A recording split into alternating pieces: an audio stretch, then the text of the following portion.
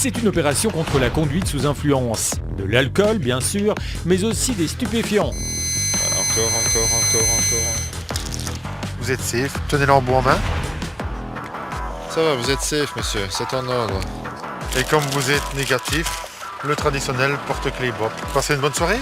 Allez, au revoir, monsieur. Un premier automobiliste est contrôlé. Il reconnaît avoir bu un peu ce soir. Encore. Stop. Voilà. On va regarder ensemble. Il y a 3 possibilités. Safe, alarme, positif. Vous êtes en alarme. Donc vous êtes toujours sous l'influence de l'alcool. Le taux est entre 0,22 et 0,35 en espérant que le taux ne monte pas. Oui, mais enfin, comme vous m'aviez dit une demi-heure, donc normalement une demi-heure, c'est... Donc on va regarder, hein. Je vais procéder à l'encodage, j'arrive tout de suite. Ça va, monsieur? Monsieur me dit avoir consommé 2 bières au café. Au départ, il me dit avoir consommé il y a une demi-heure. Quand je le fais souffler, il me dit qu'il vient de sortir du bistrot, donc il pourrait être en phase montante comme en phase descendante. Je ne sais pas si ses premiers dires sont réels ou alors s'il a consommé une bière juste avant de quitter. C'est maintenant dans le second souffle qu'on va vraiment être fixé sur son taux et sur son cap. Encore, stop. Vous êtes à 0,33. Donc vous êtes toujours en alarme. L'alarme c'est entre 0,22 et 0,35. Donc vous êtes vraiment limite avant le positif.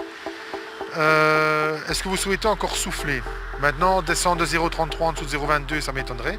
Mais de toute façon, même si le taux est en phase montante, on prend toujours le taux le plus bas. Vous me dites si vous voulez encore souffler ou pas? Ah non, moi c'est le même, c'est une question que je vous pose. Hein. Ici vous êtes à 0,33, l'alcool démarre à 0,22. Donc, c'est-à-dire qu'ici vous avez une retenue du permis de conduire de 3 heures. Je ne sais pas, c'est vous le même conseiller. Moi c'est le même, c'est vous. On Hein. a vu ici 3 jubilaires, une 33 et 2 normales. Non mais tantôt on m'a dit justement 2, maintenant 3. Si vous me dites que vous êtes en phase montante, ça ne servira à rien de toute façon. Ok monsieur, pas de souci. Je fais appel à mon fils qui me... Ah, appelez quelqu'un parce que vous avez une retenue de 3 heures, oui. Oui, ben, Ça va? Donc on est toujours dans l'alerte. Donc ça veut dire que monsieur est toujours dans un taux entre 0,22 et 0,35. Son taux exact est 0,33. Maintenant, monsieur, après la deuxième explication, me dit que ce n'est pas 2 bières, mais 3 bières, dont dans les 3, une 33 centilitres. Donc voilà, je pense qu'il n'y a pas de miracle là-dedans. Il se retrouve maintenant avec une retenue du permis de conduire pour une période de 3 heures. Donc monsieur va faire appel à son fils qui va venir le rechercher et il y aura une perception immédiate qui lui sera transmise par la suite afin de s'acquitter de l'amende par rapport à son alcoolémie. Les contrôles se poursuivent. Et cette fois, c'est d'une autre question de sécurité dont il est question. Bonsoir. Vous avez une dérogation pour votre ceinture? Écoutez, tout justement, je devais vous poser la question. Ah. Parce que la ceinture, quand je la mets, moi, elle me coupe. Alors ça me fait mal. Oui, mais d'accord, mais si vous n'avez pas de dérogation, votre ceinture, vous devez la mettre, madame. Ben, vous devez introduire un document au ministère compétent avec un certificat du médecin pour voir si ça va être accepté. Elle vous coupe, mais il y a des réglages, vous savez, au niveau de votre ceinture ici. Hein. J'ai déjà essayé. Mais ça, il faut regarder, on met des systèmes, hein, madame. Mais si vous n'avez pas une dérogation pour votre port de ceinture, même si elle vous coupe, c'est pour votre sécurité, madame. D'accord? Ben, écoutez, je vous fais la remarque, madame. C'est bon pour une fois. Mais la ceinture, c'est très important. D'accord? Si on met la ceinture, c'est pour sauver une vie. Ah oui, oui. Ça va? Parce que si vous avez un accident et que vous vous retrouvez dans votre pare-brise, c'est pas la ceinture qui va vous couper, là. Hein. Ce sera le pare-brise. Ça va? Ça va, merci. Allez, donc faites attention à vous. Ça va, Bon, voilà, merci. allez-y. Une autre automobiliste est positive. Il faut à présent vérifier son taux exact. Et ça ne s'annonce pas vraiment évident pour elle. Comme tantôt, vous prenez de bonnes respirations.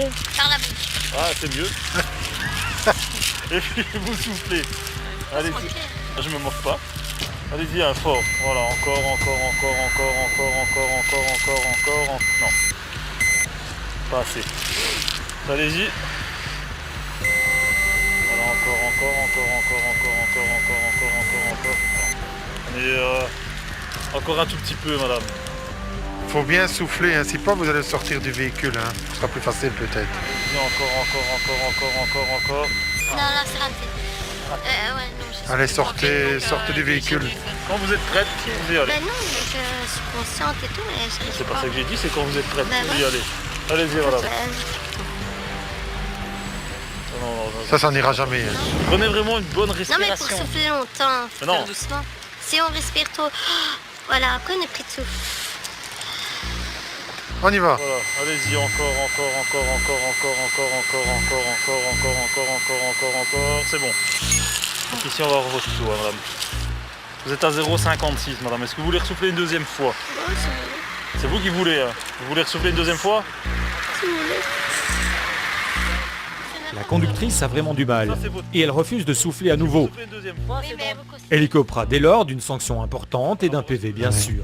Quelques instants plus tard, les policiers n'en reviennent pas. Est-ce que je Un peux avoir conducteur les documents a lui de un votre verre de véhicule whisky dans son Ainsi que véhicule, votre permis et de ce conduire. alors qu'il est donc au volant.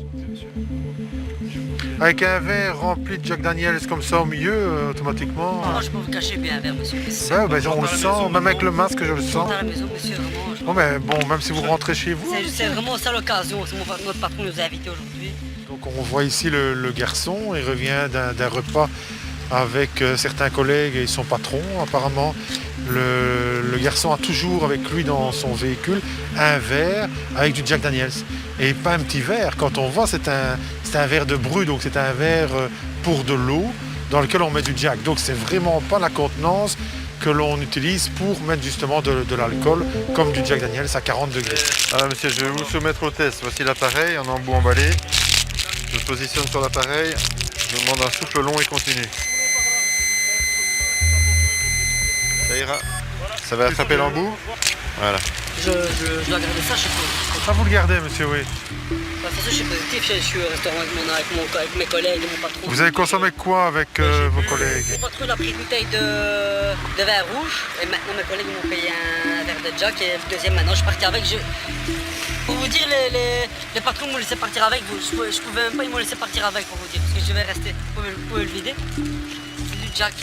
Ouais, d'accord, mais c'est pas moi qui vais le vider. Si vous voulez le vider, vous le J'ai bu videz. un verre et je voulais partir, mais ils m'ont repayé un verre comme ça. Je dis, je peux pas.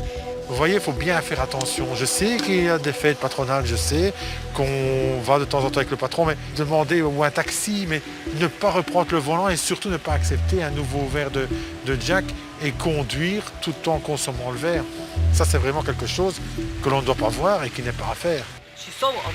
J'ai peut-être bien un verre, mais bon, je suis encore conscient, quoi. Ça, c'est vous qui le dites. C'est ce que vous pensez. Vous n'avez plus les mêmes réflexes automatiquement. On va voir le taux exact au niveau de l'alcool. Le chef me dit ça à tout le monde, de toute façon, j'ai l'habitude. Mais est-ce que vous consommez des stupéfiants? Non, absolument pas. Jamais, cannabis ni rien? Non, c'est une simple Je ne question. fume pas la cigarette, je ne fume pas absolument pas. Mais c'est bien. Les policiers vont tout de même vérifier. Et en réalité, le conducteur est un récidiviste et il doit en principe, en ce moment, se plier à des conditions strictes. Donc apparemment, monsieur est sous condition, il ne peut pas commettre d'infraction, il ne peut pas conduire sous l'influence de l'alcool et il ne peut pas conduire sous l'influence de stupéfiants. Donc vous voyez ici, il ne respecte pas déjà les conditions. Donc ça veut dire qu'il a déjà été arrêté, ça veut dire qu'il a déjà eu des problèmes avec la justice, mais je pense que ça ne sert pas de leçon. Voilà monsieur, je vais vous soumettre au deuxième, à l'analyse ici. Donc un nouvel embout. C'est positif, je le sais, c'est pas la peine de me le dire. Ouais, je suis obligé de vérifier le taux. Ah, je suis d'accord, mais vous pouvez me le montrer comme si je le savais pas, monsieur. Non, on va vous montrer le taux. On va vous montrer le taux. Comme ça, vous voyez le taux en même temps que nous. 0,63. J'ai bu 3 verres. J'ai bu 3 verres. Alors, on va vous soumettre également au test drogue. Ah bah c'est pas possible, je suis négatif, je crois absolument pas. Vous savez que vous avez des conditions Ouais, je sais, monsieur. et dans vos conditions, vous ne pouvez pas conduire sous l'influence de l'alcool. C'est ça, monsieur, c'est ça que... Ah, Monsieur, depuis le mois de mai, je n'ai plus bu un verre d'alcool. Depuis le mois de mai. Je suis passé au tribunal le mois de mai, je n'ai plus bu un verre d'alcool. mais vous savez que vous avez des conditions à respecter. Ben ouais, On n'a pas de permis, c'est pas venir me chercher. ça. Je sais bien que vous en foutez, je le sais très bien. Mais ça n'a rien à voir. C'est pas une histoire. C'est pas une histoire que je m'en fous. C'est une histoire, c'est qu'instantanément, nous on vous contrôle, on a des normes et on doit respecter les normes. Bien hein. sûr, mais bien sûr, D'accord. je suis une personne comme une autre. Ah mais je vous ai pas dit le contraire. Hein. Je suis pas plus qu'un autre, je suis d'accord avec vous. Je vous ai pas dit le contraire. Donc on va arriver, on va quand même vous soumettre au test salivaire. Dans tous les cas, je suis négatif parce que je peux pas. Oui, mais bon, voilà, nous on doit fermer toutes les portes. Ça va? Moi, c'est Alors, possible. Moi, je pense. ben, vous avez déjà été contrôlé en stup. Hein. Vous avez été verbalisé Ouais, mais il y a un an. Ouais, c'est ça. Il y a un an. Donc ça veut dire que des stupes, vous avez consommé des stupes. Non. Vous avez- Un ami à moi, j'ai même été franc avec vos collègues, j'ai dit comme ça, un ami à moi roulait un jour, j'ai fait des tapes dessus.